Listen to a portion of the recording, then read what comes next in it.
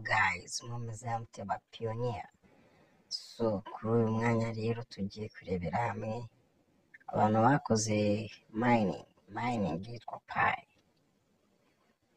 Pi amakuru amaze kumenyekana izasohoka iri ku madolari 311.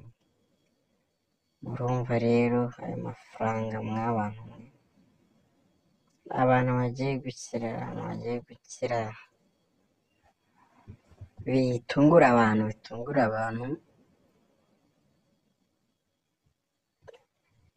bitewe n'igihe cyabo kiraba kigeze cya Pi, kuko abenshi bagiye bazifeka aravuga ati ibi nta kintu kirimo, nyamara abantu barebaga kuri bo bavugaga ko rwose Pi ari fraudeur. Ahangaha murabona hano ni mu Bushinwa. Mention Pi coin lovers association pass to commemorate the Picoin manual.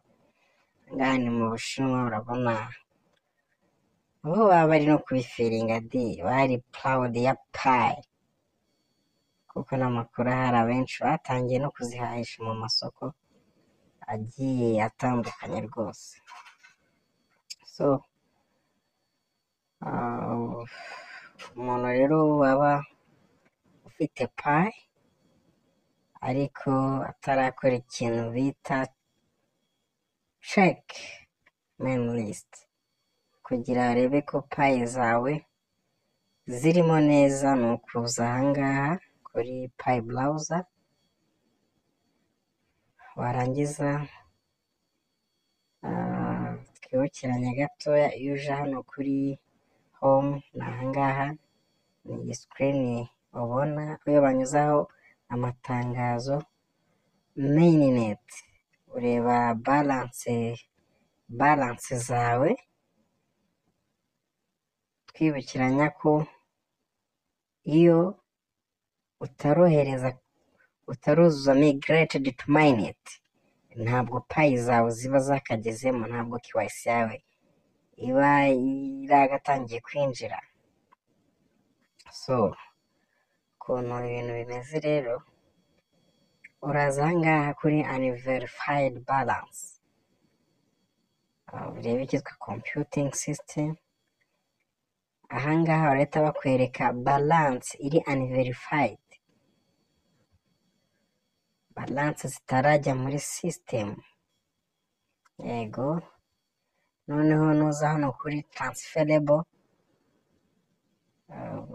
utegereze icyitwa loading checklist.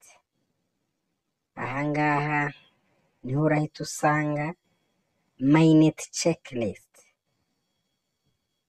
ndetse na deadline to migrate to Pi, n'igihe iminsi yawe igomba kurangirira iyo ya mainnet zawe izarangira baguhaye igisubizo cyawe,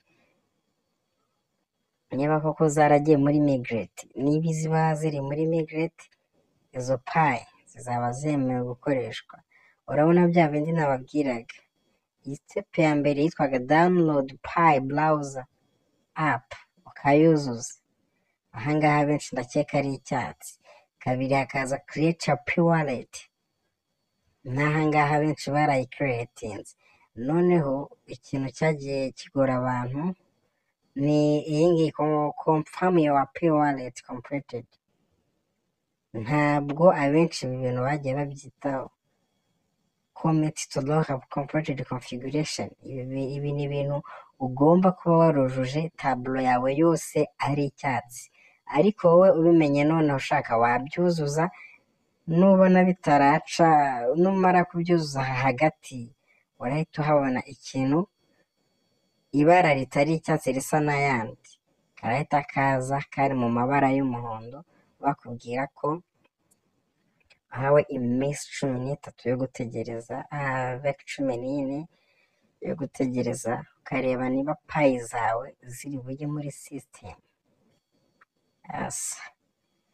Iyo niyo twita mainnet checklist, uko ureba niba koko uri umwere kuri payi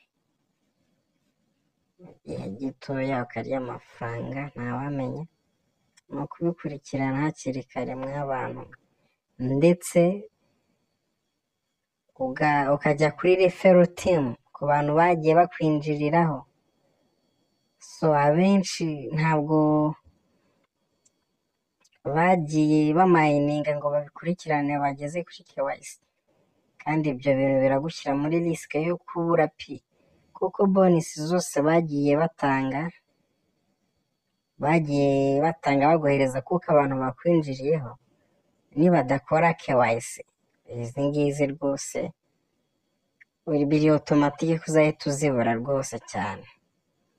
Niyo mpamvu aka kantu nako ari akangombwa rwose, abantu bakwinjiriyeho byaba byiza ubibukije kuri pingi ndeni bakamayininga ndetse bakuzuza na KYC igihe kikigenda.